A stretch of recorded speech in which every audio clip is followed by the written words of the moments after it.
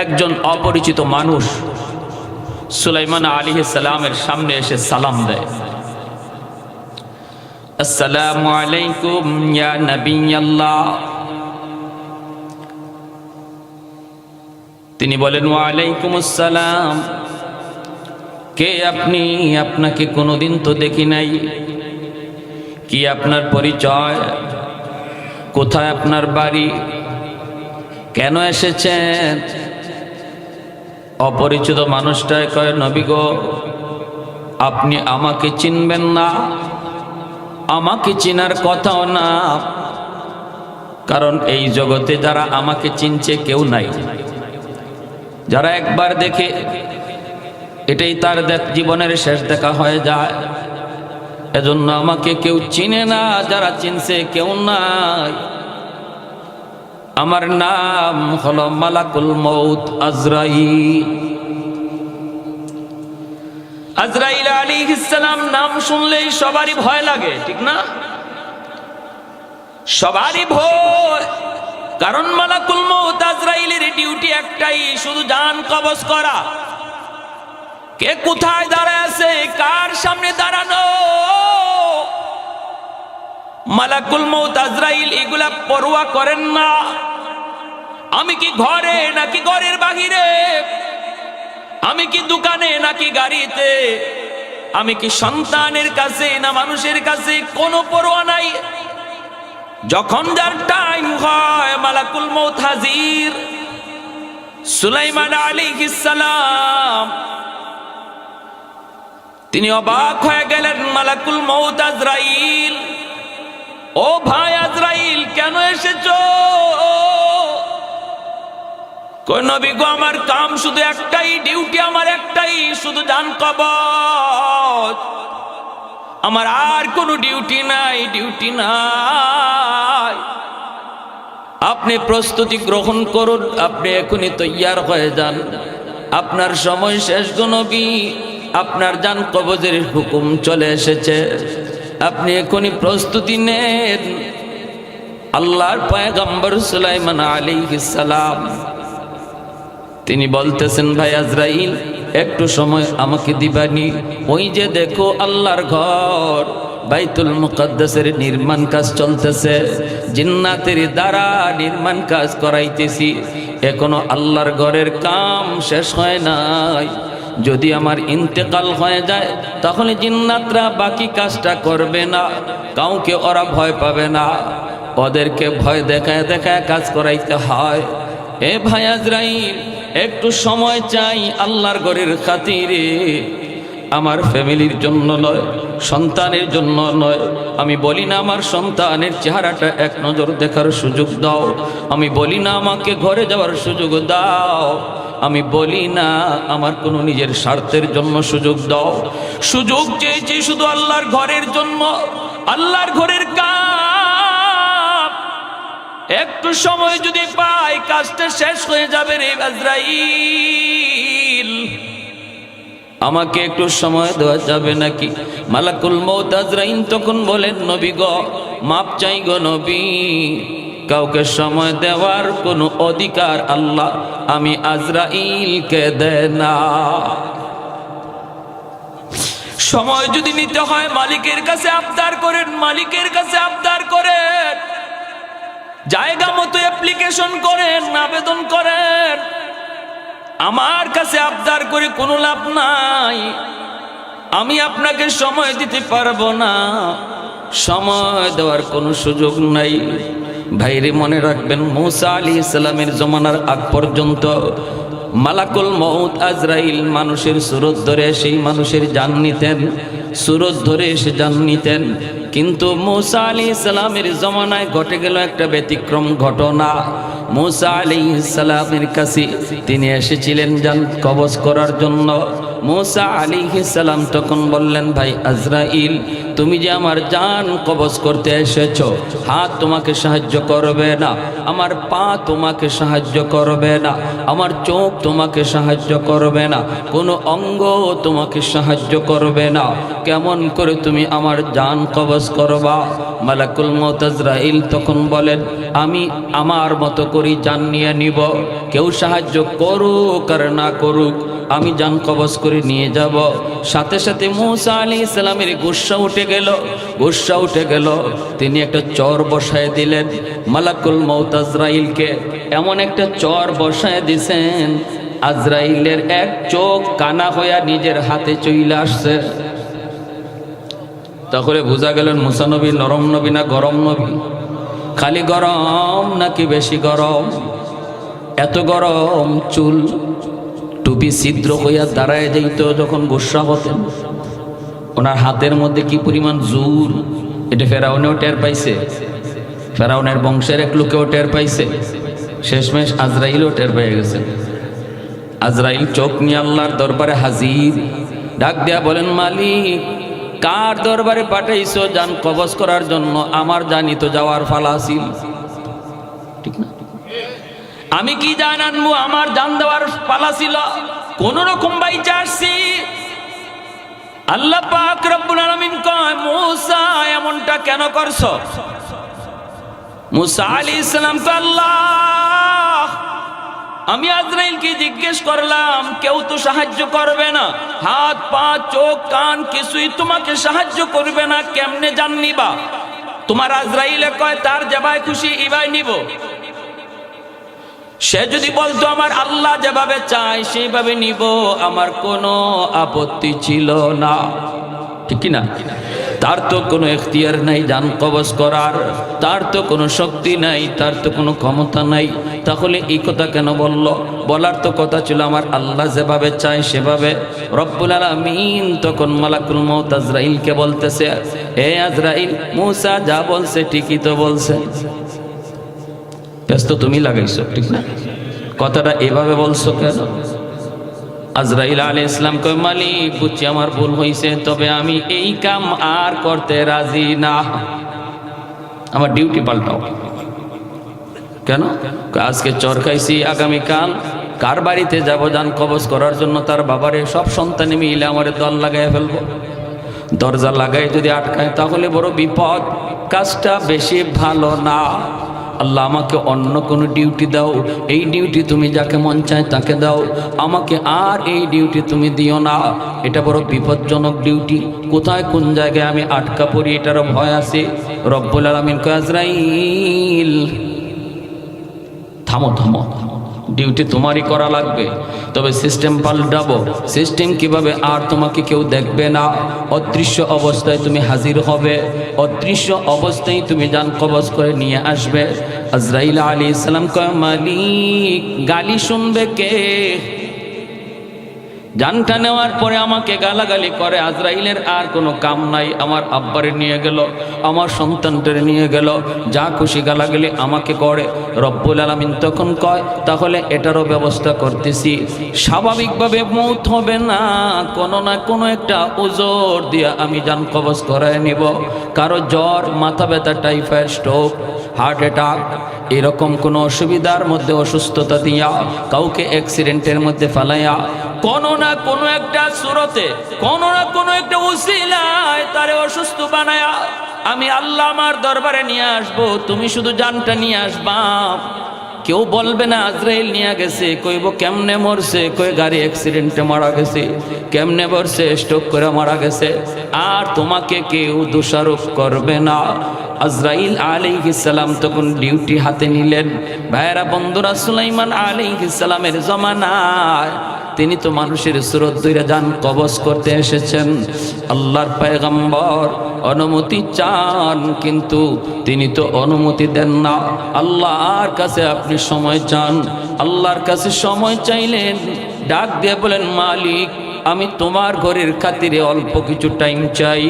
আল্লাহ, যদি আমার এই মুহূর্তে জান কবজ হয়ে যায়, জিন্নাতগুলি তোমার ঘরের কাম তারা করবে না, অসমাপ্ত কাজ হয়ে যাবে। আল্লাহ, আমাকে একটু সময় দেওয়া যায় কিনা? রব্বুল আলামিন কয়, এ সুলাইমান,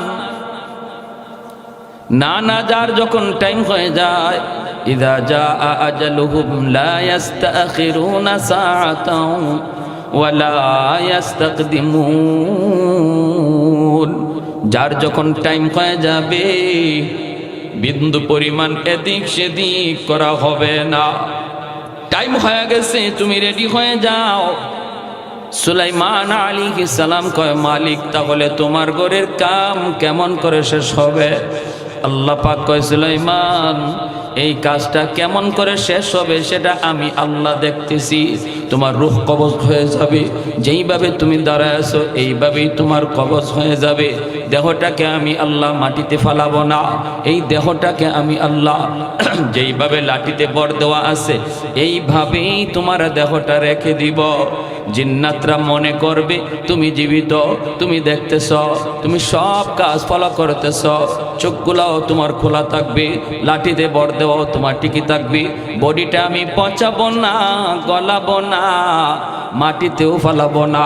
জিন্নাতরা দেখবে তুমি সোজা দাঁড়ায় দাঁড়ায় কাজ দেখতেছ, যতক্ষণ পর্যন্ত কাজ শেষ না হবে আমি আল্লাহ তোমার মৃত দেহটাকে এইভাবেই দাঁড় করায় রাখব। আর একটু জোরে কই সুবহানাল্লাহ। এটা আল্লাহর পক্ষে সম্ভব কিনা? আল্লাহ পারেনি না পারে না? এই ক্ষমতা আল্লাহর আসেনি না না? কাদিরে কুদরত দারি বরকামাল, আন্তা রব্বি আন্তা হাসবি যুল জালাল, আন্তা রব্বি আন্তা হাসবি যুল জালাল। আল্লাহ পাক চাইলে সব পারে। মানুষ যা পারে না পারে কে? মানুষ যা দেখে না দেখে কে? মানুষ যা শুনে না শুনেন কে? আমার ভাইরা, বন্ধুরা, যুবক, যেই মাত্র আল্লাহর পয়গম্বর আল্লাহর কাছ থেকে এই পদ্ধতিটা তিনি জেনে গেলেন, সাথে সাথে তিনি বলেন, মালিক, আমি রাজি। আমি তো মরণ ডরায়া পিছপা হই নাই, কারণ মুমিনের জন্য মরণ কোনোদিন ভয়ের বস্তু নয়। মরণকে ভয় পায় বেঈমান, মরণকে ভয় পায় কাফির কুফার। মুমিন মরণকে ভয় পায় না, কারণ আল্লাহর নবী বলেন, তুহফাতুল মুমিনে আল মউত। মুমিনের জন্য মরণ হলো আল্লাহর পক্ষ থেকে উপহার। কাফির কুফার মরণকে ভয় পায়, ভয় পায়, কারণ মরণের পরে ওদের কোনো জীবন নাই। মরণের পরে ওদের শুধু শাস্তি আর শাস্তি, শাস্তি আর শাস্তি। জাহান্নামের আগুনে ওদের জ্বলা ছাড়া কোনো উপায় নাই। আর মুমিনকে আল্লাহ বলি, বান্দারে, তুমি তো ইমানদার, দুনিয়ার জন্য তুমি হলে বর, দুনিয়ার জন্য তুমি হলে বর। বেদিন বেঈমান গুলি তারা হলো বরযাত্রী। বিয়ে বাড়ি হলো দুনিয়ার এই জীবন ব্যবস্থা। মুমিন সে হলো বর, আর বেদিন বেঈমান হলো বরযাত্রী। বলুন তো, বিয়ে বাড়িতে বর কি বেশি খায় না বরযাত্রী বেশি খায়? আপনাদের এলাকায় আসেনি না? বিয়ে বাড়িতে বরে বেশি খায় না বরযাত্রী বেশি খায়? বর তো রুমাল বুকে দিয়া বসা, কথা কম কয়, খানাও কম খায়। বরযাত্রীর খানা শুধু দেখে, একটু আফসোসও করে না। বরে আফসোসও করে না, হায় রে, এইভাবে খাইতেছে, আমি খাইতে পারি না, এটাও বলেন না। কেন বলে না? কারণ তার চিন্তা হলো, আজকের দিন আমার খাওয়ার দিন নয়, আজকের দিন হলো বরযাত্রীর খাওয়ার দিন। আর তাদের খানা শুধু একদিন, আমার খানা একদিন নয়। আমার খানা আজকে থেকে এই বাড়িতে শুরু হবে আর শেষ হবে না। আমার জন্য খাবার বাসর ঘরে সাজানো, আমার খাবার এই বাড়িতে আজ থেকে শুরু। বাসর ঘরের খানা বরযাত্রীর কপালে নাই। এজন্য বর আফসোস করে না, এই বাড়ির আজকের দিনের খানা বরযাত্রীর খানা, আর আগামীকাল থেকে খানা শুরু হলো বরের। ছোট্ট মোরগ বড় মোরগ সব মোরগ বরের জন্য, ঠিক কিনা? যেটা কক কক কয় এটাও বরের পেটে যাবে, যেটা চেউ চেউ কয় এটাও বরের পেটে, ঠিক কিনা? কিন্তু বরযাত্রী একদিন ইচ্ছা মতো খায়, বাড়িওয়ালাও খাওয়ায়, বাড়িওয়ালাও খাওয়ায়, নে খা, আরো দেও, আরো দেয়, পাতিল উল্টে দেও, বাটি উল্টে দেও।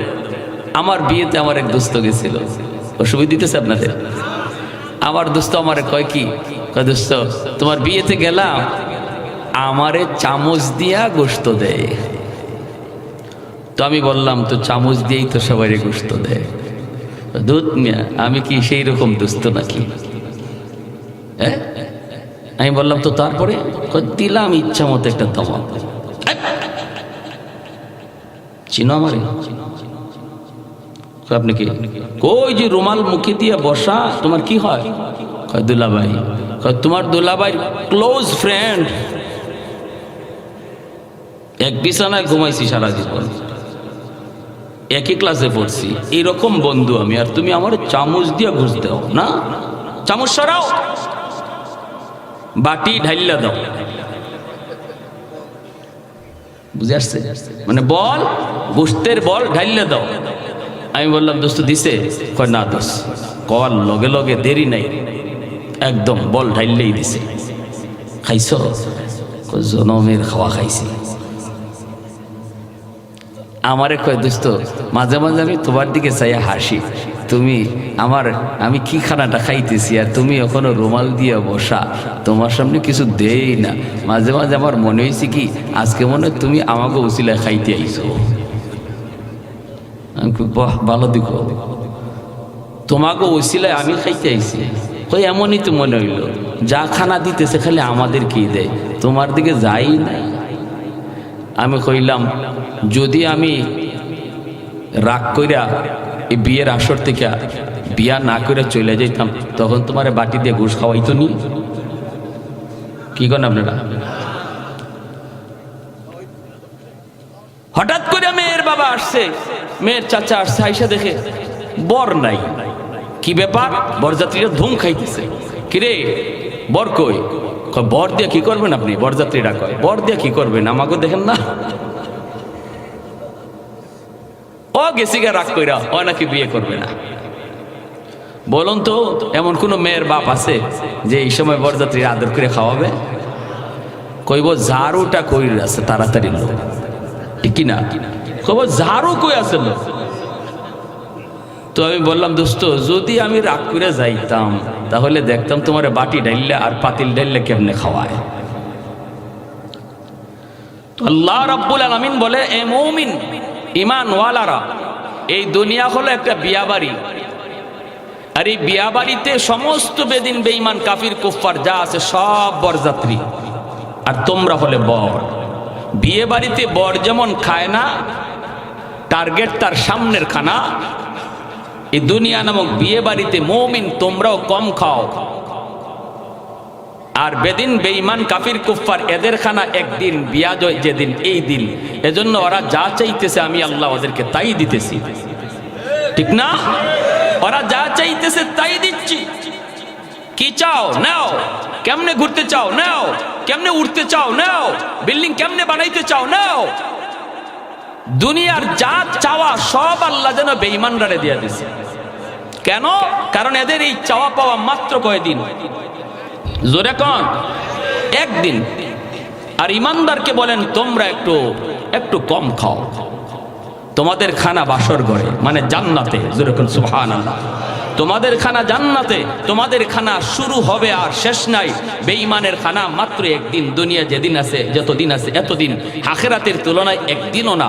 সেটা দুনিয়ার হায়াত আখিরাতের হায়াতের তুলনায় এক সেকেন্ডও না। এতটুকু সময় ওদেরকে খাইতে দাও, এরপরে ওদের কপালে খানা নাই, শুধু ঝাড়ুর পিঠা আছে।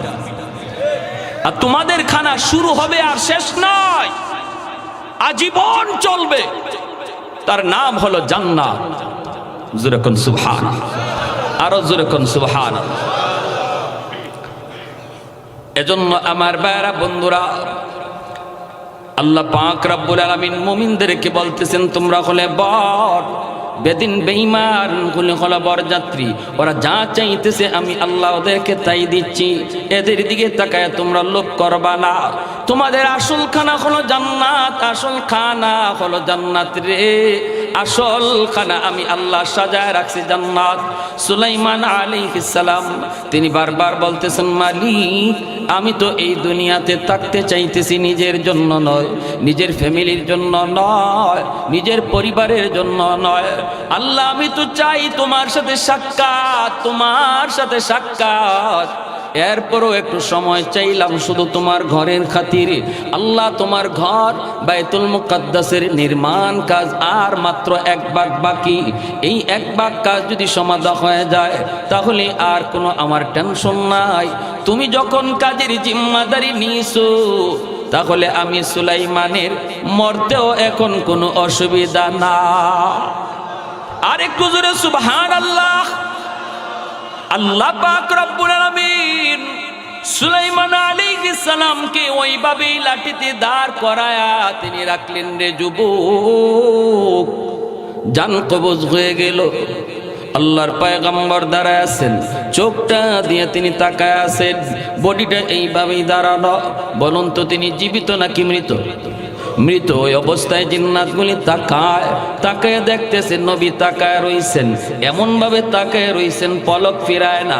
জিন্নাতের সরদারে কই কিরি নবী এইভাবে তাকায় রইছে, মনে হয় ডিউটির বড় চাপ পড়ছে, ডাইনে বামে তাকাবি না, দ্রুত কাম কর, সন্ধ্যা হয়ে গেছে, নবী রেস্টে যায় না। জিন্নাতগুলি সরদারকে কয় সরদার কি ব্যাপার, নবী তো রেস্টেও যায় না, আজকে ঘটনা কি? সরদার কয় মনে হয় আল্লাহর ওয়ার্ডার, খুব তাড়াতাড়ি কাম শেষ করা লাগবে, রাত দিন কাম করো। জিন্নাতরাও রাত দিন কাম করে, নবীও যায় না, তিনিও তো দাঁড়ায় আছে রে যুবক। এমন ভাবে দাঁড়ায় দাঁড়ায় দেখতেছে, আল্লাহর নবী দেখতেছেন, ওই দিকে দেখা যায় জিন্নাতরাও কাম করে। দীর্ঘ 1 বৎসর চলে গেল, জিন্নাতরা তাদের কাম শেষ করল, আল্লাহর ঘরের কাম শেষ হলো। তাকায়া দেখে নবীর দেহটাও মাটিতে পড়ে গেল। দৌড়ায় জিন্নাতেরা কাছে আয়, বডির মধ্যে হাত লাগায় জিন্নাত একজন আরেকজনের দিকে চেহারার দিকে তাকায় আর বলতেছে দোস্তু, বডির কন্ডিশনে কয় নবী এখন মরে নাই, বহু আগে মারা গেছে। ওই যে দেখো যেই লাঠি দিয়ে তিনি হেলান দেওয়া ছিল, লাঠিটা দেখা যায় গুন পোকায় খেয়ে ফেলছে, অনেক জায়গা গুন পোকা খেয়ে ফেলছে। তাহলে বোঝা গেল ইনি আজকে মারা যায় নাই, কবে মারা গেল তোমরা একটু তালাশ করো রে। সাথে সাথে তারা একটা ভালো লাঠির মধ্যে একটা গুন পোকা লাগায় দিল। এই পোকাটায় লাঠিটা একদিনে যদ্দুর পরিমাণ খায় এই হিসাব করে জিন্নাতরা বের করেছে নবী আরো 1 বৎসর আগে ইন্তেকাল করেছে। আল্লাহু আকবার। ভাইয়ের জন্য বলতেছিলাম কার মরণ কখন কেউ জানে না, কেউ জানে না। আমার মরণ কখন কেউ জানে না রে যুবক। যৌবনে কত যুবক কবরে চলে গেল, বাবার আগে কত সন্তান আপনাদের এলাকাতেও হয়তো কবরে গেছে, দাদার আগে কত নাতি চলে গেল। এজন্য আমার আপনার যেই সকল মুর্দেগান কবরে শায়িত, বিশেষ করে যাদের বাপ মা কবরে শায়িত, আল্লাহ পাক রব্বুল আলামিন বলে আনিশকুরলি ওয়ালি ওয়ালিদাইক, আমি আল্লাহর শুকরিয়া আদায় করো, সাথে সাথে বাপ মার শুকরিয়া আদায় করো, কারণ আমি আল্লাহ হলাম খালিক, আমি হলাম মালিক, এজন্য আমার শুকরিয়া আদায় করো। দুনিয়ায় পাঠানোর মাধ্যম বানাইছি তোমাদের মা, মাধ্যম বানাইছি তোমাদের বাবা, এজন্য বাপ মার শুকরিয়া আদায় করো। যাদের বাপ মা কবরে চলে গেছে করব কি, আমলগুলা করব কি? বনু তামিম গোত্রের একজন যুবক আমার নবীর সামনে হাজির হলো একটা প্রশ্ন নিয়া। প্রশ্নটা হলো ইয়া রাসূলুল্লাহ, ওগো নবীজি, আমি যখন ছোট্ট ছিলাম একমাত্র বাপ মার সন্তান, আমার কোনো ভাই নাই, কোনো বোন নাই, আমি ছোট্ট, বাবা কষ্ট করে করে সংসার চালাইছেন, কোন রকম বাবা ইনকাম করে করে সংসার চালাইছেন, কষ্ট করে করে চলেছি, কোনোদিন এক বেলা খাইছি, কোনোদিন খাই নাই। ঈদের দিনে আমার আব্বা আম্মা আমাকে নতুন কাপড় কিনে দিতে পারে নাই। আমাকে যদি দিছে, বাবা নতুন কাপড় কিনতে পারে নাই। বাবা সিরা লঙ্গি পইরা ঈদগাহে গেছে, আমাকে কোনো রকম একটা নতুন কাপড় কিনে দিছে। ওগো আল্লাহর নবী, আমি দেখেছি কি কষ্ট আমার মা করেছেন, আব্বা করেছেন। আজ আমার মা, আজ আমার বাবা অন্ধকার কবরে শায়িত। আল্লাহ আমাকে ধন দিয়েছে, দৌলত দিয়েছে, সম্পদ দিয়েছে। আজকে আমার কোনো সম্পদের অভাব নাই। কোটি কোটি টাকার মালিক, চতুর্দিকে আমার ব্যবসা বাণিজ্য। আজ যদি আমার মা, আমার বাবা দুনিয়ায় জীবিত থাকতেন, আমি যেভাবে খুশি সেইভাবে মার খেদমত করতে পারতাম গো, বাবার খেদমত করতে পারতাম। কিন্তু মায়ের নবী গো, এই কথা যখন আমার মনে হয়, আমার কলিজা ফেটে যায়। হায় রে, আমার আব্বা সিরা লঙ্গি পরে ঈদের নামাজে গেছেন। আজ যদি বাবা থাকতেন, বাবাকে 1000 টাকা দিয়ে লুঙ্গি কিনে দিতে পারতাম। আমার মাকে 1000 টাকা দিয়া শাড়ি কিনে দিতে পারতাম। আল্লাহ আমাকে তৌফিক দিয়েছে, কিন্তু সুযোগ দেয় নাই। অগণবীজি সুযোগ দেয় নাই। আমার মা, আমার বাবা তো আজ কবরে শায়িত গো নবী। এই টাকা দিয়ে কোন আমি কার খেদমত করব? কারে আমি কাপড় কিনে দিব? কারে আমি লুঙ্গি কিনে দিব? কারে শাড়ি কিনে দিব? এই টাকা দিয়ে আমি কার খেদমত করব? আমার কষ্ট হয়, রাতে ঘুমাইতে পারি না। আমাদের মধ্যে এমন সন্তান বহু পাওয়া যাবে। এক সময় ছোট্টবেলা খুব গরিব ছিলাম, বাবা মা কষ্ট করেছে, কিন্তু সন্তানকে আল্লাহ আজকে অর্থ দিয়েছে, সম্পদ দিয়েছে, কিন্তু বাপ মার খেদমত করার সুযোগ নাই। আমার ভাইয়েরা, বন্ধুরা, যুবক আল্লাহর নবীর কাছে ডাক দিয়া কয়, ইয়া রাসূলুল্লাহ, ওগো নবীজি, আমি আপনার কাছে জানতে চাই গো নবী, কবরে থাকার পরেও আমার বাপ মার সেবা করা যাবে কিনা? আমার বাপ মার খেদমত করা যাবে কিনা? আমার কবরে শুয়ে থাকা আব্বা আম্মার খেদমত করার সুযোগ আমার আছে কিনা? আল্লাহর নবী যুবককে সান্ত্বনা দিতেছেন। নবী তারা মাথায় হাত বোলায় বলতেছেন, রে যুবক, শান্ত হও, আর কেঁদো না, চোখের পানি ঝরায় না। আমি নবী তো জন্মের আগেই বাবা পাই নাই, কিছু বুঝ হওয়ার পর মাও হারাইছি। আমি নবী ও মার খেদমত পারি নাই, বাবার খেদমত করতে পারি নাই। রে যুবক, আমি এতিম, তুমি তো বাপ মা পাইছো, আমি তো পাই নাই। এরে যুবক, 5টা আমল যদি তুমি করো, কবরে শুয়া শুয়া তোমার বাপ মা তোমার খেদমত পাইতে থাকবে। আর একটু জোরে বলেন কয়টা আমল? একটু জোরে বলেন কয়টা আমল? এটা আমার নবীর হাদিস। কার হাদিস? আমার নবীর হাদিস। আল্লাহর নবী ওয়াজ করতেছেন একা, শ্রোতা ও নবীর সামনে মাত্র একজন। এত দামি একটা ওয়াজ মায়ার নবী করলেন, শ্রোতা মাত্র নবীর সামনে কয়জন? একটু জোরে বলেন কয়জন? এজন্য ভাইরা মনে রাখবা, ওয়াজ নসিহতের ভিতরে কতজন শ্রোতা আসলো সেটা ইখলাসের বিষয় নয়। একজন মানুষও যদি বয়ান থেকে হেদায়েত পেয়ে যায়, আজকের যুবকদের মাহফিল করানো সার্থক। হাজার হাজার লক্ষ লক্ষ মানুষের জমাত, কিন্তু একজন মানুষও হেদায়েত নিয়ে যাইতে পারে না।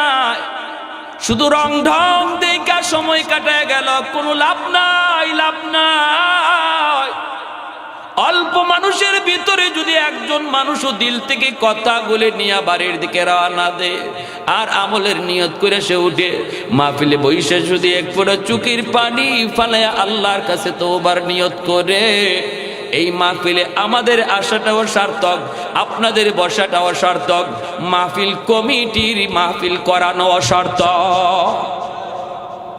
ভাইরা আমার, আল্লাহর নবী একা, শ্রোতা নবীর সামনে মাত্র একজন। মায়ার নবী বলে, যুবক, 5টা কাজ তুমি করো। 5 কাজ করলে তোমার আব্বা আম্মার খেদমত কবরে পৌঁছে যাবে। 1 নাম্বার হলো আসসালাতু লাহুমা, বাবা মার জন্য বেশি বেশি করে তুমি দোয়া করো। যেই দোয়াটা আল্লাহ কোরআনের মধ্যে নিজে শিখায় দিছে। আল্লাহ পাক রব্বুল আলামিন বলে, ওয়া কুর রাব্বিরহামহুমা কামা রাব্বায়ানি সাগীরা। রব্বুল আলামিন পবিত্র কোরআনের সূরা বনী ইসরাঈল বলেন, এরে আল্লাহর বান্দা একটু মনোযোগ দিয়ে শোনো। বাপ মার আলোচনা করতে যে আল্লাহ বলেন, ওয়া কাদা রাব্বুকা আল্লা তা'বুদু ইল্লা ইয়্যাহ ওয়া বিল ওয়ালিদাইনি ইহসানা ইম্মা ইয়াবলুগান্না ইনদাকাল কিবারা আহাদুহুমা আও কিলাহুমা ফালা তাকুল লাহুমা উফ ولا تنهرهما وقل لهما قولا كريما واخفض لهما جناح الذل من الرحمة وقل رب ارحمهما আমার সাথে সবাই পড়েন, ওয়াকুর রাব্বির হামহুমা কামা রাব্বায়ানি সাগীরা।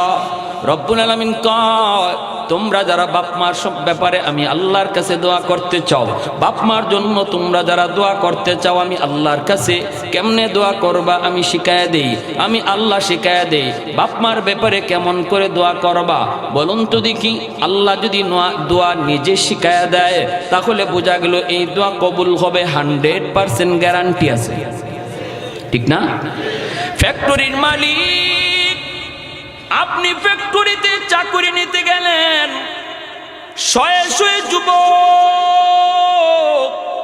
চাকরি নেওয়ার জন্য দরখাস্ত দিবে। মালিক যদি তোমাকে ডাক দিয়ে বলতেছে, রে যুবক বাড়ি কোথায়? বলে কবিরাজপুর। কও কি তুমি? আরে আমার বাড়িও তো এই এলাকায়, আমার ফ্যাক্টরিতে তুমি বুঝি চাকরি নিবা? বলে হ্যাঁ। তাহলে আসো, আমি তোমাকে অ্যাপ্লিকেশন শিখায় দেই, দরখাস্ত শিখায় দেই, আমার কাছে কেমন করে দরখাস্ত লিখতে হয়। মালিক যদি তোমাকে নিজেই দরখাস্ত শিখায় দেয় তাহলে বোঝা গেল আর কারো চাকরি হোক না হোক তোমারটা হবে 100%। আওয়াজ দিয়া বলেন ঠিক কি না? আর একটু জোরে বলেন ঠিক কি না? আল্লাহ পাক কয়, যুবক যদি তুমি বাপ মার জন্য দোয়া করতে চাও কেমন করে আমি আল্লাহর কাছে দোয়া করবা? তুমি বলো, রব্বির হামহুমা কামা রাব্বায়ানি সাগীরা।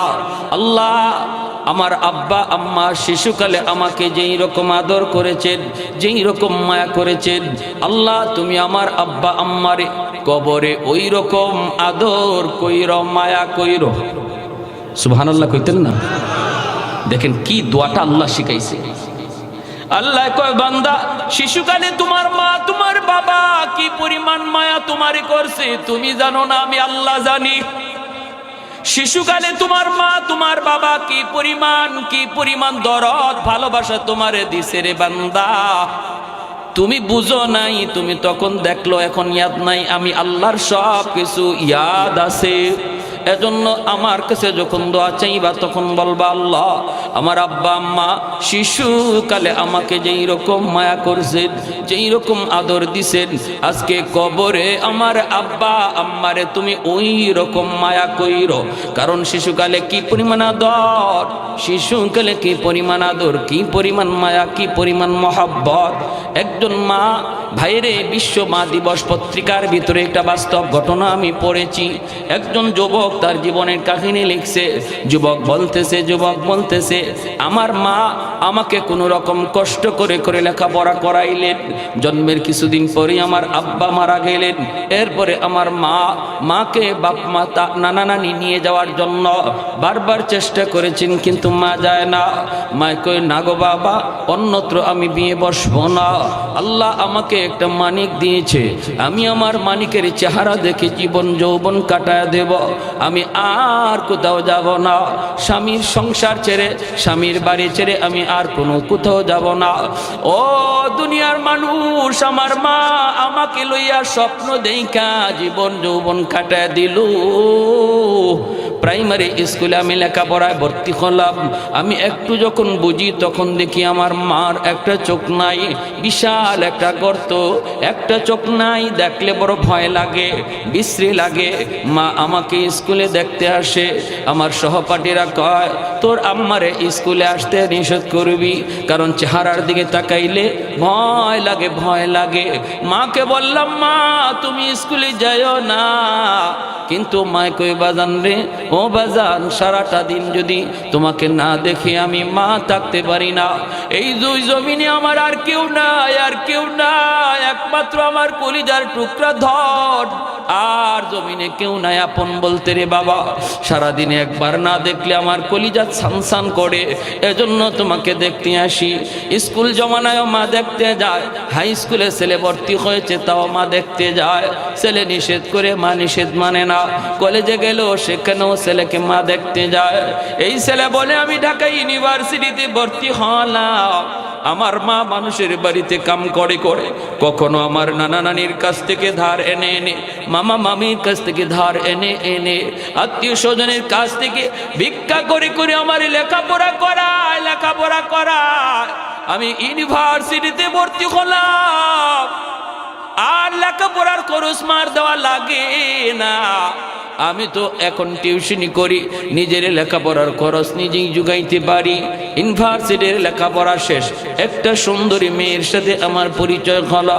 সুন্দরী মেয়ের সাথে পরিচয় হলো। এই সুন্দরী মেয়ের সাথে পরিচয় হওয়ার পর একটা সম্পর্ক তৈরি হলো। আমার স্যারের মেয়ে, স্যার আমাকে অফার দিল, মেয়েটাকে বিয়ে করো যদি, আমি তোমাকে চাকরি দেব। আমি মার কাছে আসলাম, মাকে বললাম, মা গো, ও মা, আমার স্যারের মেয়ে, বিয়ে যদি করি একটা চাকরি পাবো। মা কই, বাবা, ধনী লোকের মেয়ে গরিবের বাড়িতে আনলে সুখ হয় না রে বাবা। ধনীর মেয়ে গরিবের বাড়িতে আনলে সুখ হয় না। শরীয়তের বিধান হলো কুফু মিলায় বিয়ে করো। ধনীর মেয়ে দিতে চাইলেই গরিব তুমি বিয়ে কইরো না রে যুবক। বিয়েটা ছেলে খেলা নয়, এটা একটা জীবন জড়িত, ঠিক কিনা জোরে বলেন? এজন্য শান্তি যদি চাও নিজের সমপর্যায়ে যাও, শান্তি যদি চাও সংসারের সমপর্যায়ে যাও, উঁচুতে যাইবা না। মায় কয়, বাবা যাইস না, যাইস না, যাইস না, কিন্তু ছেলে মানলো না। কারণ তার তো একটা সম্পর্ক হয়ে গেছে, মহব্বত হয়ে গেছে। বলতেছি, মা গো, টেনশন তুমি করবা না, আমার সাথে কথা হয়েছে, সব মানায় নিবে, তোমাকে আম্মা কয়া ডাকবে, কোনো অসুবিধা নাই। একটা মাত্র ছেলে, ছেলেও আজকে শিক্ষিত, বিরাট শিক্ষিত। মা ছেলের কথায় পড়ে গেল, ঠিক আছে বাবা নিয়ে আস। অনুমতি নিয়ে বিয়ে করে ফেলল। যেই কথা সেই কাজ। ধনীর মেয়ে গরিবের ঘরে আসলো, কিন্তু মাকে মা হিসাবে মানতে পারে না। আসেনি না নাই? জুড়ে কোন আসেনি না নাই? অসংখ্য নজির। বাপ মার কথা না মাইনা যে ছেলে বিয়ে করে, বাপ মার পরামর্শ না নিয়ে যে নিজের সিদ্ধান্তে বিয়ে করে, তার জীবনের শান্তি থাকে না, কপালে অশান্তি আর কষ্ট। সেদিন কিন্তু বাপ মারেও কিছু বলতে পারে না।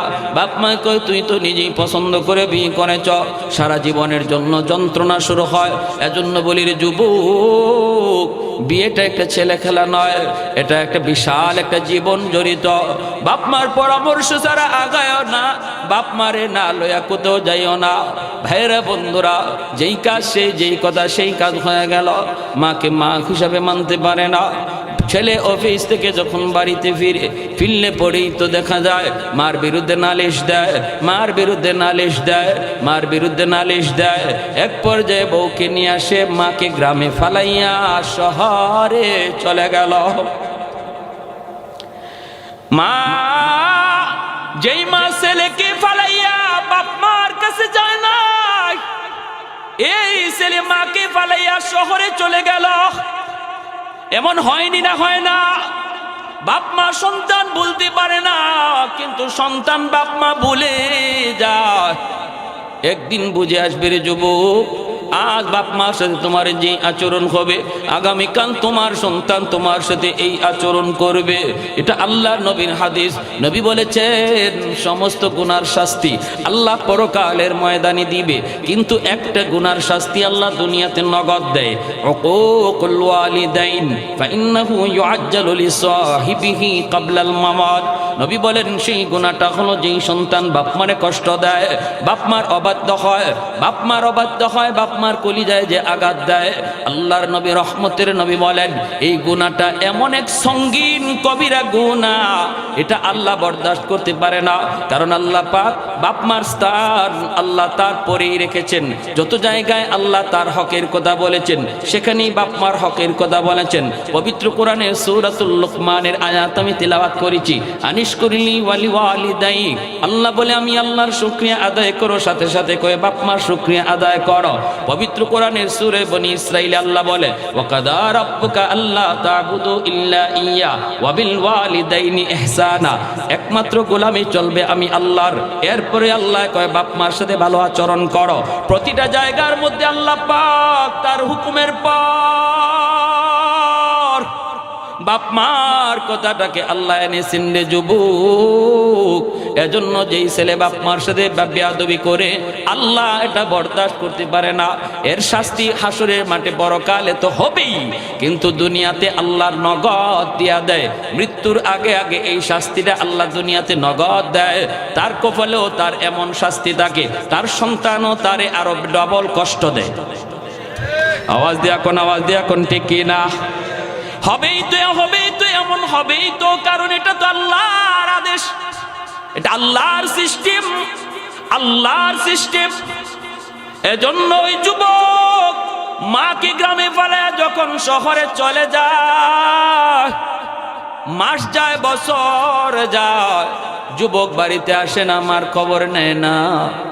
দুঃখিনী মা মানুষের কাছ থেকে খবর নেই গো, আমার সন্তানটা কেমন আছে শহরে। মানুষেরা কয় দেখেছি তো ভালো অফিসার র্যাঙ্কে আছে। মা মানুষের কাছ থেকে খবর নেয়, মাকে দেখতে ছেলে ঈদের দিনও বাড়িতে আসে না, বছর বছর চলে যায়।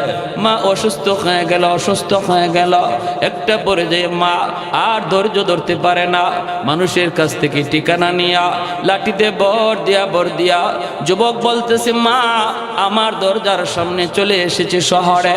আইসা দরজায় নক করলো, আমি দরজাটা খুললাম। দরজাটা খোলার পরই মাকে বলতেছি মা রে তুমি কেন আইছো? তোমার একটা চোখ নাই, দেখলে তোমাকে বড় ভয় লাগে। এজন্যই আমার স্ত্রী আমাকে বারবার শুধু বলতো ভয় লাগে, চোখ নাই, একটা গর্ত, এই কারণে শহরে চলে আসলাম। এখনো তুমি কেন আসছো গো মা? আমার বউ তো তোমাকে দেখতে ভয় পায়, তুমি কি আমার শান্তি চাও না? মা তখন দরজার পাশে দাঁড়াইয়া আসমানের দিকে মুখটা উঠা কয় বাজান আমি থাকতে আসি নাই রে, আমি তোমার কাছে থাকতে আসি নাই, সাহায্য নিতে আসি নাই, মরণের আগে একটা নজর দেখতে আসছি। আমি মরে যাব, থাকবো না রে বাজান, মরজে মউত, আমার শরীর দুর্বল, আমি হয়তো আর বেশি দিন বাঁচব না। যেই ছেলের কারণে আমি আমার সব সারলাম, আমার ওই সন্তানটারে মরণের আগে এক নজর দেখতে এসেছি, থাকবো না, সাহায্য লাগবে না। এই বইলা মা কই বাবা তুমি সুখে থাকো, বউ নিয়ে শান্তিতে থাকো। মা দোয়া দিয়ে চলে যায়। এই যুবক বলতেছে বেশ কিছুদিন পর আমার পাশের গ্রামে একটা অনুষ্ঠান, ওই অনুষ্ঠানে আমাকে চিফ গেস্ট করা হয়েছে। আমি অনুষ্ঠানে যোগ দিলাম আর মনে মনে ভাবলাম পাশের গ্রামটাই তো হলো আমার নিজের গ্রাম, মাকে একটু দেখে যাই। আসছি মাকে দেখার জন্য। বাড়িতে আইসা দরজার পাশে মাকে ডাক দিলাম, কিন্তু দরজা বন্ধ, কেউ দরজা খুলে না,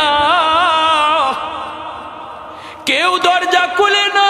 মা কয়া ডাকি, কেউ দরজা খুলে না।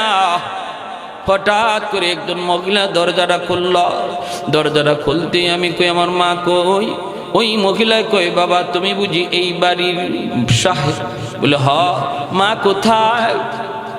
তখনই ওই মহিলার চোখ দিয়ে পানি পড়ে আর কান্দে, বলতেছে আমার ফুফু, আমি তোমার ফুফাতো বোন, তুমি তো অনেক বড় হয়ে গেছো, কে ফুফু কে ফুফাতো ভাই বোন চিনো না। আমার ফুফু আজকে অনেক দিন যাবত বিছানায়, চিকিৎসার অভাব, ঔষধ কিনতে পারে নাই। আজ থেকে মাত্র 1 সপ্তাহ আগে চিকিৎসার অভাবে আমার ফুফু দুনিয়া থেকে বিদায় হয়েছে। যাবার সময় আমার হাতে একটা চিঠি দিয়ে গেছে, আর বলছে, মা কোনদিন যদি আমার ছেলে আমাকে দেখার জন্য আসে গো, তোমরা এই চিঠিটা আমার সন্তানের হাতে দিও।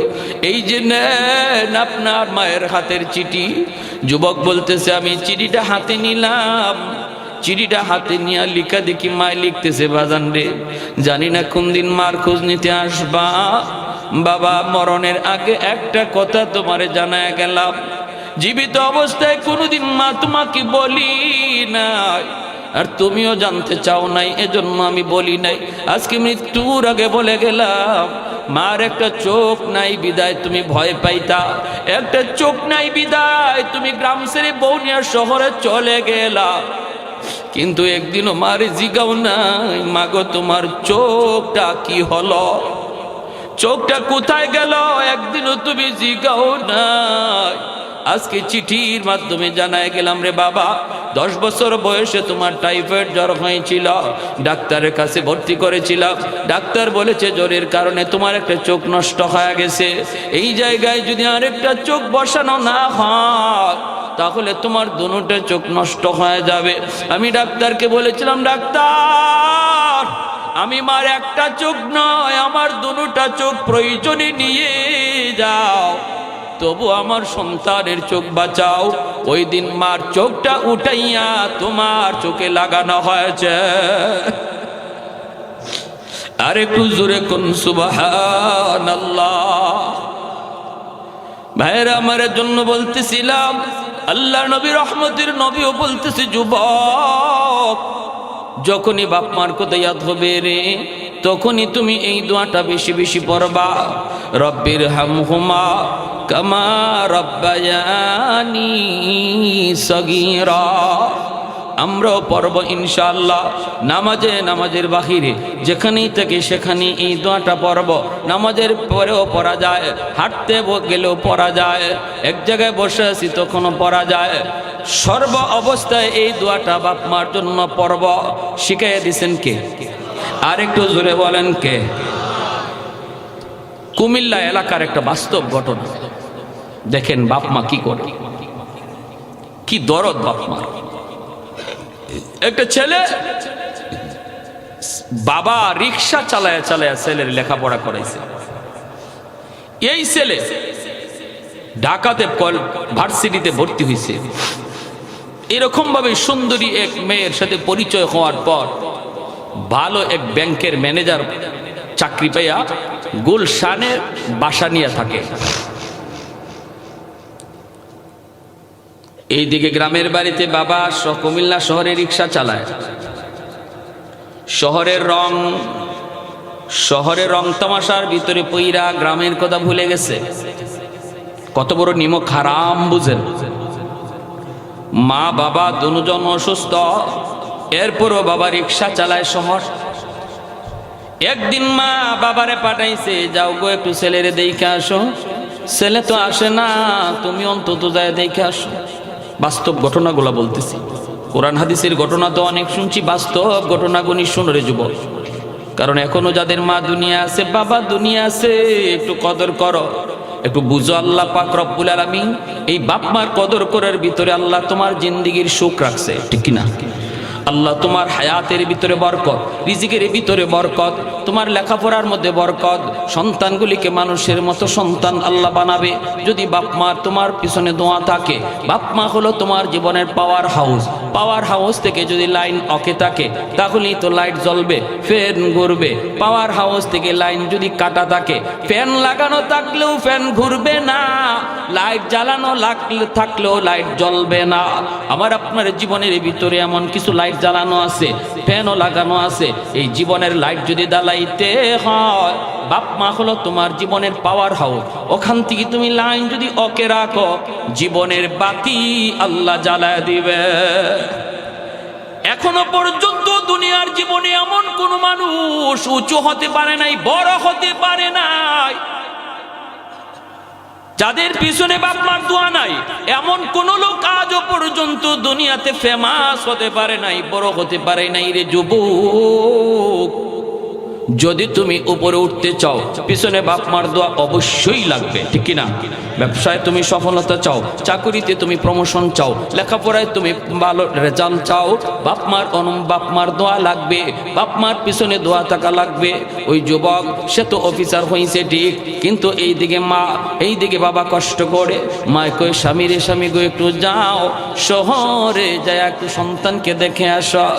এইবার চলে এসেছে, বাবা চলে এসেছে ছেলেকে দেখার জন্য। খবর নিয়ে দেখলো বিশাল বড় ফ্যাক্টরির ম্যানেজার। গেটের সামনে আসতেই গেটম্যান তারা আটকায় দিল। গেটম্যানে কয়, চাচা ভিতরে যাওয়ার কোনো অনুমতি নাই। কার কাছে যেতে চান? বলে অমুকের কাছে। কয়, তিনি তো আমাদের হেড স্যার, স্যারের অনুমতি লাগবে গো, অনুমতি ছাড়া ভিতরে ঢুকতে দেয়া যাবে না। কয়, তাহলে যাও, একটু যাও, যায় অনুমতি নাও, আমার নামটা একটু বলে যাও, নামটা লইয়া যাও। দারোয়ানে কই, চাচার নাম লাগবে না, গেটের উপরে সিসি ক্যামেরা ঝুলানো আছে, লাগানো আছে, স্যার অফিসে বসে আপনাকে দেখবে, চিনবে। গেটম্যান গেল, যা কয়, স্যার গেটে একটা বৃদ্ধ লোক দাঁড়ানো, আসতে চায়, আপনার কাছে অনুমতি দিব কিনা? নালায়েক সন্তান সিসি ক্যামেরার ভিতরে বাবাকে দেখলো, এরপরও কলিজাটা নরম হলো না, একটু দিলটা নরম হলো না। দারোয়ানের হাতে 500 টাকা দিয়ে কয়ে, নে তুই টাকাটা লয়ে যা, যায় বলবি স্যার খুব বিজি, স্যার খুব ব্যস্ত, দেখা করতে পারবে না, এই টাকাটা আপনাকে দিয়ে দিছে। দারোয়ান যেই মাত্র এই কথাটা বাবাকে শোনায়, বাবার সাথে সাথে দাঁড়ানো থেকে জমিনে বসে যায়। এ বাবা, তোমার স্যার কি সত্যি আমাকে দেখছে? দারোয়ান কই, স্যার আপনাকে ভালো করে দেখছে, কারণ স্যারের অফিসে সামনেই টিভি লাগানো, সিসি ক্যামেরার মাধ্যমে আপনাকে দেখছে। কয়, আপনার 500 টাকা দিয়ে দিছে, আপনি চলে যান। এইবার চাচা যখন বইয়া মাটিতে পইরা মাথায় হাত দিয়া কান্না শুরু করে, দারোয়ান তখন জিজ্ঞেস করতেছে, চাচা আপনি কে? এইভাবে কেন কান্দেন? লোকটা তখন বলছে, বাবা রে, আমি টাকা নিতে আসি নাই, সাহায্য নিতে আসি নাই, আসছিলাম এক নজর সন্তানকে দেখতে, কিন্তু আমার সন্তান বাবার সাথে দেখা দিল না, কারণ সে বলে বিজি, তার টাইম নাই। ঠিক আছে, টাকা লাগবে না বাবা, আমি চলে গেলাম। দারোয়ান তখন জড়ায় দইরা কই, চাচা মনে কষ্ট নিবেন না, আমার স্যার মাসে 50,000 টাকা বেতন পায়, আর আপনারে দেয় 500 টাকা, আমি মাত্র 5,000 টাকা বেতন পাই, প্রতি মাসে 2,500 টাকা বাপ মার জন্য গ্রামে পাঠায় দেই গো। এই বাবা কষ্ট করে বাড়িতে ফিরে আসলো, মা অপেক্ষায় দাঁড়িয়ে রইছে। মা দেখে ডাকতেছে, স্বামী গো, ও স্বামী, আমার ছেলেটা কেমন আছে একটু কও, ছেলেটা তুমি কেমন দেখে আসছো একটু বলো। এই কথা বলতেই স্ত্রীকে দইরা স্বামী বুকে জড়ায় ধরে কাঁদতেছে।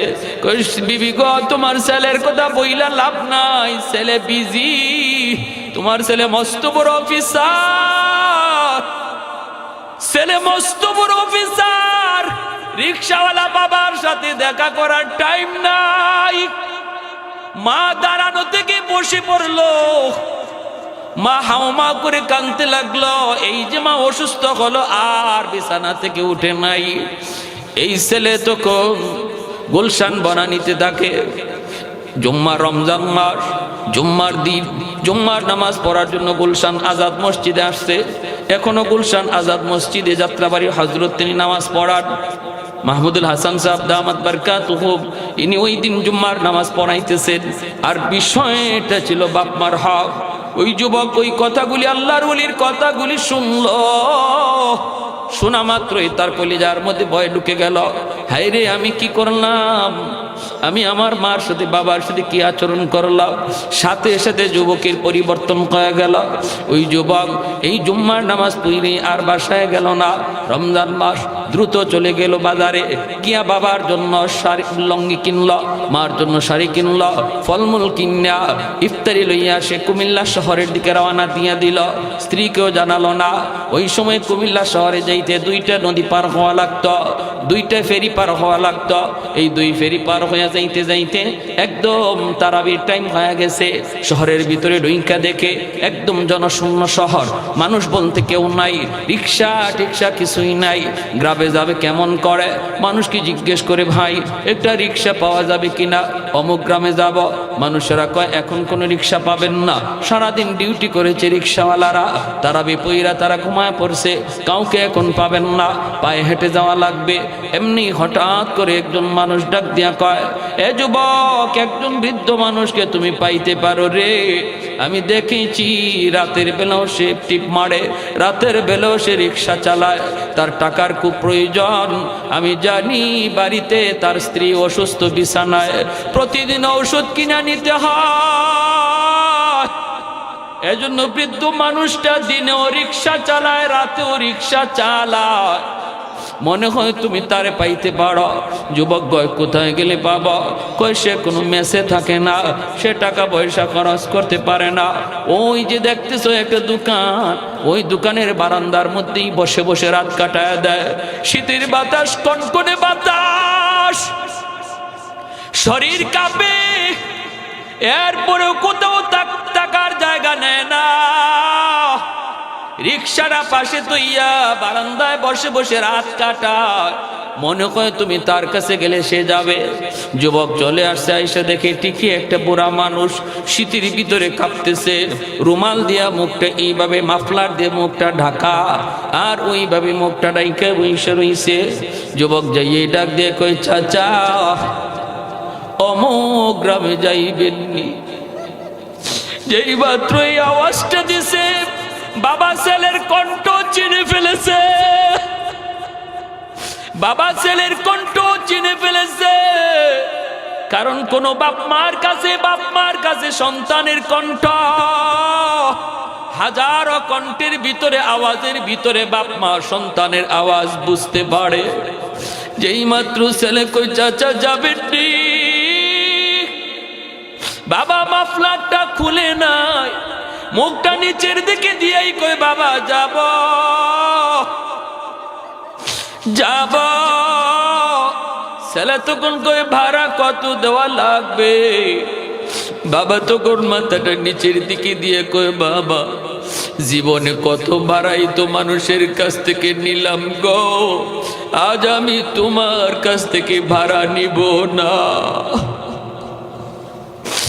ছেলে বলতেছে, না আমি আপনাকে 500 টাকা ভাড়া দিব, 250 টাকা নয়। বাবা কই, বাবা তুমি উঠো, টাকা দিলে দিও, না দিলে নাই। ছেলেকে রিক্সায় বসাইয়া বাবা রিক্সার উপরে ওইটা ছেলেকে নিয়ে যায়, আর মুখটা ঢাকা, চোখ দিয়ে দর দর করে বাবার পানি পড়ে। ছেলে আমার মস্ত বড় অফিসার, ছেলে আমার মস্ত বড় অফিসার, আমি বাবা রিক্সা চালাই, ছেলে আমার রিক্সায় চলে বেড়ায়। বাবার মনে পড়ে গেছে, বাজান রে, ও বাজান ছোট্টবেলা কত তোমার রিক্সায় নিয়ে বাবা ঘুরছি। ভাইরা আমার, একটু উঁচু জায়গার মধ্যে উঠতে যাবে, বাবা বলতেছে, বাবা তুমি একটু নামো। ছেলে একটু উঁচু আওয়াজে কয়, তাড়াতাড়ি যাও, আমার গ্রামে যাওয়া লাগবে, দেরি করা যাবে না। এমনি বাবা রিক্সা থেকে নামছে, নাইমা বলতেছে, কার খুঁজে যাইবা? আমার আব্বা আম্মার খুঁজে। আমি জীবনে মস্ত বড় ভুল করে ফেলেছি, জানি না আমার মা বাবা দুনিয়ায় জীবিত আসেনি না নাই। এমনি বাবা রুমার মাফলারটা সরায় কয়, বাবা একটু ভালো করে চিনে নাও, যে বুড়া মানুষটা তোমারে নিয়ে রিক্সায় করে রওনা দিছে, আমি তোমার বাবা। ছেলে লাফ দিয়া বাবার পা জড়ায় ধরে কান্না শুরু করে দিয়েছে। বাবা আমার ভুল হয়ে গেছে, ভুল, আমার মা কোথায়, মা কোথায়? ছেলে বাবাকে বুকে জড়ায় নিছে, কারণ ছেলে যত অপরাধ করুক, যখনই অপরাধ স্বীকার করে বাপ মার পা ধরে, সাথে সাথে বাপ মার দিল নরম হয়ে যায়। আইরি বাবা নিয়ে রওনা দিছে। যেই মা বিছানায় পইরা শুধু মৃত্যুর টাইম গুনতেছে, ওই মা বাড়ির পাশে যায়, সেই ছেলে ডাক দিছে আম্মা। সাথে সাথেই অসুস্থ মা সুস্থ হইয়া বিছানায় বসে গেছে। আমার ভাইরা বন্ধুরা, এজন্য বলতেছি যুবক, কার কলিজায় ব্যথা দিচ্ছ? কারে তুমি কষ্ট দিতেছ? লেখাপড়ার বরকত আল্লাহ কেড়ে নিবে, জীবনের হায়াতের বরকত কেড়ে নিবে। অ্যাক্সিডেন্ট তোমার হওয়ার কথা, যদি বাপ মার দোয়া থাকে অ্যাক্সিডেন্ট হবে না রে যুবক। আর যদি বাপ মার দিলে কষ্ট থাকে, যেটা হওয়ার ছিল না এটাও হয়ে যাবে। লেখাপড়ার মধ্যে তোমার ফলাফল ভালো হবে না যদি বাপ মার দোয়া না থাকে, আর তোমার চাকরির মধ্যে প্রমোশন হবে না। এজন্যই মায়ার নবী যুবককে ডাক দিয়ে বলতেছে, রে যুবক, 1 নম্বরে ডিউটি হলো বাপ মার জন্য বেশি বেশি করে দোয়া করো। যখনই তুমি এই দোয়াটা করবা, তখনই তোমার খেদমত আল্লাহ বাপ মার কবরে পৌঁছায় দিবে। 2 নম্বরে আল্লাহর নবী বলেন, ওয়াল ইস্তিগফারু লাহুমা, বাপ মার জন্য বেশি বেশি করে তুমি দান সদকা করো। মসজিদ, মাদ্রাসা, ওয়াজ মাহফিল, বিভিন্ন দিনই কাজে তুমি বাপ মার নামে তুমি দান করো। যখনই বাপ মার নামে তুমি দান করবা, সাথে সাথে তোমার খেদমত কবরে পৌঁছায় দেওয়া হবে। 3 নম্বরে নবী বলেন, ইনফাদ ওয়াহদিহিমা মিন বাদিহিমা, বাপ মার যদি কোথাও কোনো ওয়াদা থাকে, এই ওয়াদাটা তুমি সন্তান পূরণ করো। আল্লাহর নবীর ওয়াজটা শোনাইতেছি, 5টা কাজ ভালো করে ইয়াদ রাখবেন। 1 নম্বরে নবী বলেন বেশি বেশি দোয়া করো। 2 নম্বরে নবী বলেন বেশি বেশি দান করো। 3 নম্বরে নবী বলেন বাপ মার কোনো ওয়াদা থাকলে ওয়াদা তুমি পূরণ করো। মসজিদে বাবা ওয়াদা করছে, পূরণ করতে পারে নাই, তুমি ওয়াদা পূরণ করো। মাদ্রাসায় বাবার ওয়াদা ছিল, ওয়াদা পূরণ করো। বাবার উপরে হজ ফরজ ছিল, হজ করে নাই, তুমি সন্তান বাবার হজটা আদায় করো। তুমি সন্তান বাবার হজটা আদায় করো। বাবা যদি কারো পাওনা না দিয়া মইরা থাকে, বাবার পাওনা তুমি সন্তান পরিশোধ করো। বাবা যদি কারো হক নষ্ট করে থাকে, হক তুমি ফিরে দাও। তোমার বাবা যদি তোমার ফুফুদের সম্পদ না দেয়, চাচার সম্পদ না দেয়, তাহলে তুমি চাচাকে ডাকো, ফুফুদেরকে ডাকো। চাচা না থাকলে চাচা তো ভাই, ফুফু না থাকলে ফুফাতো ভাই বোনকে ডাকো। ডাইকা বাবা যেটা দেয় নাই ওদেরকে দেওয়ার কথা ছিল শরীয়তের বিধান, এই তুমি বিধানটা তাদেরকে দিয়া দাও। অনেক ভাই আছে বোনের হক দিতে চায় না, বোনের হক দিতে চায় না, বোনের হক দিতে চায় না। ভাইরে একটু বলে ভালো করে ইয়াদ রাখো, যদি বোনের হক না দিয়া কোনো ভাই কবরে যায়, এই বাবার এই ভাইয়ের কবরে আগুন কোনোদিন নিভবে না। তার ছেলে যদি 40টা গরু জবাই করে জিয়াফত করে মানুষে খাওয়ায়, তবুও কবরের আগুন নিভবে না। যদি বাবার কবরের আগুন নিবাইতে চাও, তাড়াতাড়ি ফুফুদেরকে ডাকো, ডাইকা তাদের অংশ তাদেরকে বোঝাও। তোমার কোনো চাচারে যদি তোমার বাবা ঠগায় থাকে, চাচার অংশটা তাড়াতাড়ি ফেরত দাও, নতুবা বাবার কবরের আগুন নিভবে না। ভালো করে আপনারাও মনে রাখবেন, যদি মেয়ের হক আপনি না দিয়া কবরে যান, অথবা মেয়েকে ঠগান, ছেলেদেরকে লেখা দিয়া দেন, এই ছেলেদেরকে লেখা দিয়া গেলেন মানে জাহান্নাম নিজে কামাই করে নিলেন। জাহান্নামের আগুন আপনি নিজের হাতে লেখা নিলেন। যদি ছেলেদেরকে সম্পদ লেখা দেন, মেয়েকে ঠকান, জাহান্নামের আগুন আপনি নিজে লেখা নিয়ে নিলেন। আল্লাহর বান্দা, যতদিন পর্যন্ত আপনার সন্তান এই হকটা আপনার মেয়েকে না দিবে, আপনার ছেলেরা যদি আপনার মেয়েকে এই হক না দেয়, আপনার কবরের আগুন এমন কোনো মানুষ নাই, এমন কোনো আব্দুল কাদের জিলানী, মঈনুদ্দিন চিশতি নাই, আপনার কবরের আগুন নিবাইতে পারে। অতএব এমন কাম কেউ করবেন না, আল্লাহর দোহাই। কারণ আপনার ছেলেদের এই বুঝটা নাও আসতে পারে, এরা ফেরত নাও দিতে পারে। আর আমি আপনাদেরকে বলবো, যারা সন্তান যদি বাবা এই ভুলটা কইরা থাকে, আল্লাহর দোহাই, গরু জবাই কইরা মানুষে খাওয়ানোর আগে হকটা ফিরায় দাও, আগে মানুষের হকটা ফিরে দাও। ভাইরা বন্ধুরা, কোথায় নবী বলেছেন, তারপরে নবী বলেন, সিলাতুর রাহমিল্লাতি লা তুসালু ইল্লা বিহিমা, তোমার বাবার যারা আত্মীয় স্বজন আছে রে যুবক, বাবার আত্মীয়দেরকে বেশি বেশি তুমি খোঁজ খবর নাও, বাবার আত্মীয় স্বজনের খবর নাও, সুখে দুঃখে তাদের পাশে থাকো। বাবার আত্মীয় হলো চাচা, বাবার আত্মীয় হলো ফুফু, চাচাতো ভাই বোন, ফুফাতো ভাই বোন, ওদের খোঁজ খবর তুমি নাও। যখনই তুমি খোঁজ নিবা, যখনই তুমি চাচার খোঁজ নিবা, যখনই ফুফুর খোঁজ নিবা, চাচাতো ভাই বোনের খোঁজ খবর নিবা, আল্লাহর নবী বলেন সাথে সাথে তোমার বাবার কবরে আল্লাহ তোমার খেদমত পৌঁছায় দিবে। মা দুনিয়ায় নাই, মার আত্মীয় স্বজন আছে। নবী বলেন মার আত্মীয় স্বজনের খবর নেও। যখনই মার রক্তের মানুষের খবর তুমি নিবা, সাথে সাথে তোমার খেদমত মায়ের কবরে কে পৌঁছাবে? আর একটু জোরে বলেন কে? আল্লাহ পৌঁছায় দিবে। মার আত্মীয় হলো নানা, মার আত্মীয় হলো নানি, মার আত্মীয় হলো মামা, মার আত্মীয় হলো মামি, মার আত্মীয় হলো খালা, খালা তো ভাই বোন, ওদের খোঁজ খবর তুমি নিও। আল্লাহ তোমাকে সম্পদশালী বানাইছে, আল্লাহ তোমারে পয়সাওয়ালা বানাইছে। তোমার খালা অনেকটা গরিব, খালা তো ভাই বোন গরিব, মা কবরে নাই। যখনই খালারে একটা শাড়ি দিবা, খালা তো ভাই বোন রে তুমি সাহায্য করবা। মায়ার নবী, যেই নবী জীবনে কোনোদিন মিথ্যা বলেন নাই রে যুবক, নবী কয় যেন তুমি তোমার মাকেই কবরে শাড়ি পরাইছ। 5 নম্বরে নবী বলেন ইকরামু সাদিকিহিমা মিন বাদিহিমা। বাবা মার আত্মীয় স্বজন গেল, বাবা মার বন্ধু বান্ধব যারা, তাদের খোঁজ খবর তুমি নিবা। নবী বলেন বাবা মার বন্ধু বান্ধবের খোঁজ খবর নিও। বাবা দুনিয়ায় নাই, কিন্তু বাবা যাদের সাথে চলতেন তারা দুনিয়া আছে। এদেরকে দেখলে পরে বাবার মতো শ্রদ্ধা কইর। বাবার বয়সে বৃদ্ধ চাচা দাদাদেরকে দেখলে পরে বাবার মতো শ্রদ্ধা কইর। মুরব্বীদেরকে তুমি যত বেশি শ্রদ্ধা করবা, তোমার বাবা কবরে বৈশা বৈশা তোমার খেদমত পাবে। কারণ বাবার বয়সের মানুষগুলা এখনো জীবিত। নবী বলে যখনই বাবার বয়সের মানুষকে শ্রদ্ধা করবা, সেবা করবা, তাদেরকে কিছু সাহায্য করবা, যেন তুমি কবরে বাবাকেই সাহায্য করছ। নবী বলে মা নাই, মার বান্ধবী যারা আছে, মার বয়সের যে মানুষগুলি আছে, মার বয়সের যে মহিলারা আছে, ওদেরকে পাইলে পরে মার মতো শ্রদ্ধা কইরো, মহব্বত কইরো রে যুবক। ঘরে ডাক দিয়া ঘরে আইন, চাচি গো, আম্মা থাকতে আপনি কত বাসায় আসছেন, কত বাড়িতে আসছেন, মা আপনারে পান খাওয়াইছে, চা খাওয়াইছে। আজ আমার মা নাই, কিন্তু আপনি আসেন আমার বাড়িতে, একটু বসেন, এক কাপ চা খাওয়া যান। ঈদের দিনে ওই চাচির একটা শাড়ি দেন, একটা পান খাওয়ায় দেন। মায়ার নবী, দয়ার নবী কইরে উম্মত মনে রাখো, এই খবরটা আল্লাহ নগদ তোমার মার কবরে পৌঁছে দেয়। আর তখনই আল্লাহ জান্নাতি কাপড় তারে পরায় দেয়। তাহলে কি বুঝলাম রে ভাই? 5টা আমলের কথা নবী বলেছেন। কয়টা আমলের কথা? জোরে কর।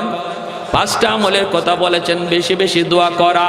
দোয়া কখন করব? নামাজ পইরা না নামাজ না পইরা? নামাজ পইরা পইরা দোয়া করব।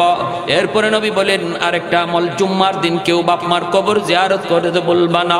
মান যারা কবর আবাওয়াইহি ফি কুল্লি জুমাতিন গুফিরা লাহু কুতিবা মাররান। আবু দাউদ শরীফের riwayat। নবী বলেন জুম্মার দিন কোন বাপ মার কবর যদি সন্তান জিয়ারত করে, তাহলে এই সন্তান দুনিয়াতে যদি ইচ্ছায় অনিচ্ছায় বাবারে কিছু কষ্ট দিয়া থাকে, প্রতি জুম্মার দিন কবর জিয়ারতের উসিলায় আল্লাহ পাক এই সন্তানরে মাফ কইরা বাধ্য সন্তানের তালিকায় দিয়া দেয়। জুম্মার দিন কবর জিয়ারত কঠিন কাজ না সহজ কাজ? জোরে বলেন কঠিন না সহজ? এজন্য আমার ভাইয়েরা বলতেছিলাম, বেশি বেশি করে বাপ মার জন্য দোয়া করো। নামাজ পইরা পইরাই দোয়া, রব্বির হামহুমা। ইমাম সাহেব হুজুর দোয়া করবে, রব্বির হামহুমা কামা রব্বায়ানি সগীরা। আপনারা শুধু আমিন বলবেন না, আপনারাও ইমাম সাহেবের সাথে সাথে বলবেন, রব্বির হামহুমা কামা রব্বায়ানি সগীরা। ইমাম সাহেব দোয়া করতেছে, আল্লাহ আমার আব্বা আম্মার উপর রহম করো। আপনিও মুখে মুখে বলবেন, আল্লাহ আমার আব্বা আম্মার উপরে রহম করো। ঠিক না ভাইয়েরা, বন্ধুরা? এইভাবে দোয়া করবেন, এইভাবে দোয়া করবেন। কত যুবক বাবা মার কবরের পাশ দিয়া চইলা যায় গান গায়া গায়া, বন্ধুদের সাথে আড্ডা দিয়া দিয়া কবরের পাশ দিয়া চইলা যায়। একটুও দিলের ভিতরে বাপ মার কথা ইয়াদ হয় না। কেন ইয়াদ হবে? কারণ শিশুকালে তার কলিজায় কোরআন ঢুকানো হয় নাই, শিশুকালে তার দিন শেখানো হয় নাই, শিশুকালে তার মাদ্রাসায় পড়ানো হয় নাই। এজন্য মনে রাখবা বাবা, সন্তান আপনার কবরের পাশ দিয়া গান গায়া গায়া যাবে নাকি কোরআন তেলাওয়াত করবে, সিদ্ধান্ত নিবেন এখন। যদি আপনি চান কোরআন তেলাওয়াত করুক, তাহলে শিশুকালেই সন্তানটারে মাদ্রাসায় ভর্তি করো, শিশুকালে তারে দিন শিখাও, শিশুকালে তারে ইসলামী শিক্ষা দাও। ডাক্তার বানাও পড়ে, ইঞ্জিনিয়ার বানাও পড়ে, প্রফেসর বানাও পড়ে, আগে তারে মুসলমানই শিখাও, কারণ সে মুসলমানের সন্তান। আওয়াজ দিয়ে এখন ঠিক কিনা? মুসলমানের সন্তান, এটা তার বড় পরিচয়। ডাক্তার তার বড় পরিচয় নয়, ইঞ্জিনিয়ার আমার সন্তানের বড় পরিচয় নয়, সবচেয়ে বড় পরিচয় হলো মুসলমানের সন্তান। এজন্য আগে তারে মুসলমানি শিখাও। 5 বছর মাদ্রাসায় পড়ান, নুরানি মাদ্রাসায় পড়ান, আপনাদের এলাকায় মাদ্রাসা আছে। 5টা বছর বাচ্চারে মাদ্রাসায় পড়ান, কলিজার ভিতরে কোরআনের মহব্বত ঢুকবে, আল্লাহর মহব্বত ঢুকবে, রসুলের মহব্বত ঢুকবে, বাপ মার সেবা করা শিখবে, আমার নবীর আদর্শ জানবে। কলেজে গেলেও বাপ মার সাথে বেয়াদবি করবে না, ভার্সিটিতে গেলেও বেনামাজি হবে না, নাস্তিকদের ভিড়ে গেলেও ইসলামের বিরুদ্ধে কথা বলবে না, বরং নাস্তিকদের থেকে ইসলামের পক্ষে তাকবীর উঠাবে। আওয়াজ দেয়া বলে ঠিক কি না? হাজারো হায়নার সামনে ভারতের মুসলিম নারী মুস্কান সে তো তাকবীরের আওয়াজ উঠাইছে, ঠিক না? যদি আপনি ছেলেটারে এইভাবে কোরআন শেখান শিশুকালে, তাহলে এইরকম ভাবে 31st নাইট ডে পালন করবে না। কি করবে? এটা মুসলমানের কালচার। জোরে বলেন, মুসলমানের কালচার। কলিজার ভিতরে কোরআনের মহব্বত ঢুকায়া দাও। বিজাতীয় কালচার ছেলে গ্রহণ করবে না।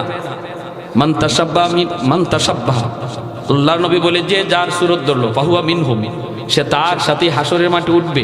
আজকে যারা 31st নাইট ডে আপনার সন্তান বলেন, আপনার যুবকরা বলেন অংশ নিয়েছে, ভয় আছে, ভয়।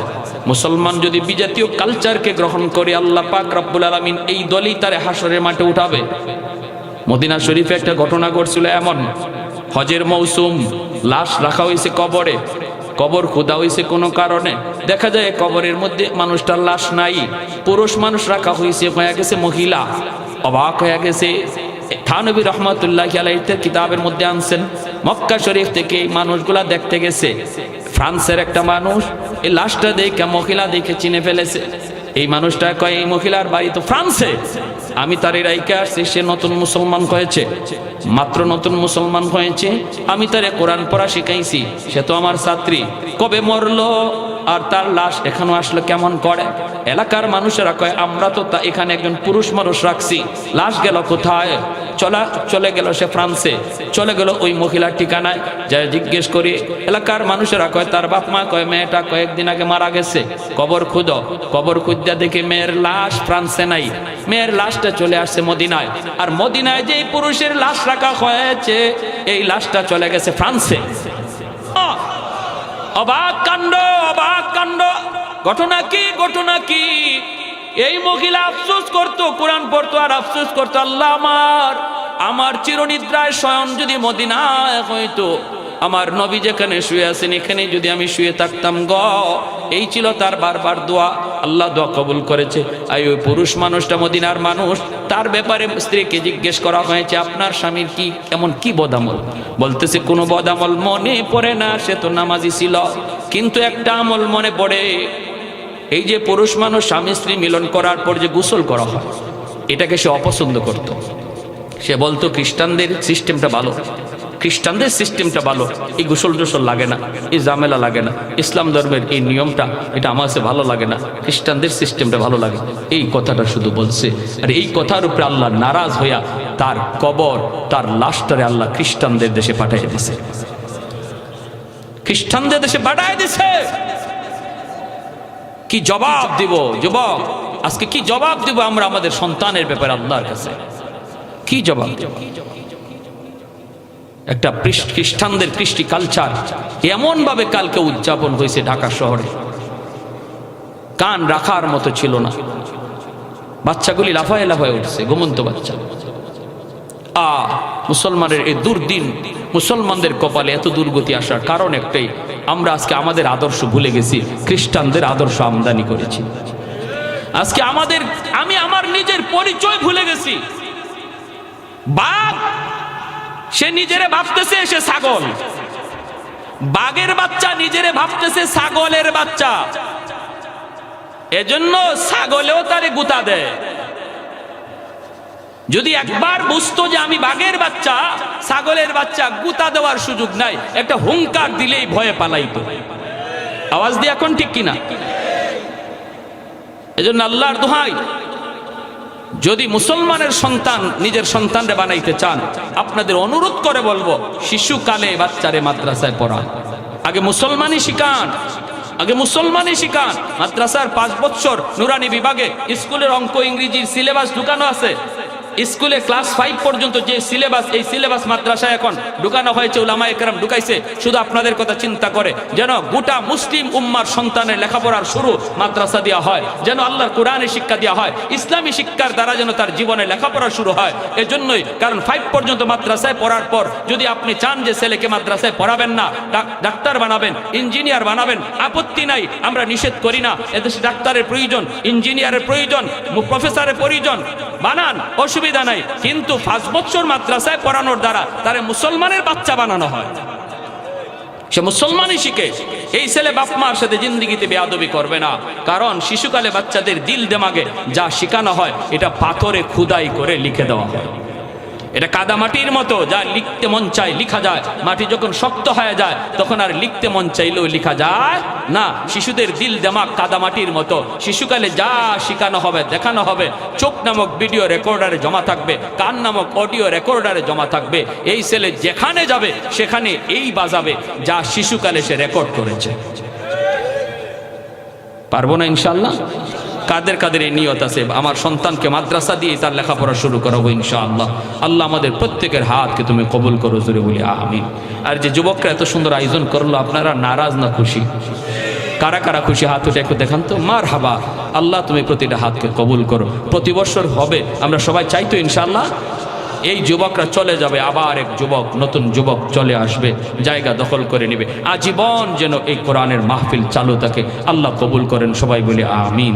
আরো জোরে বলি আমিন।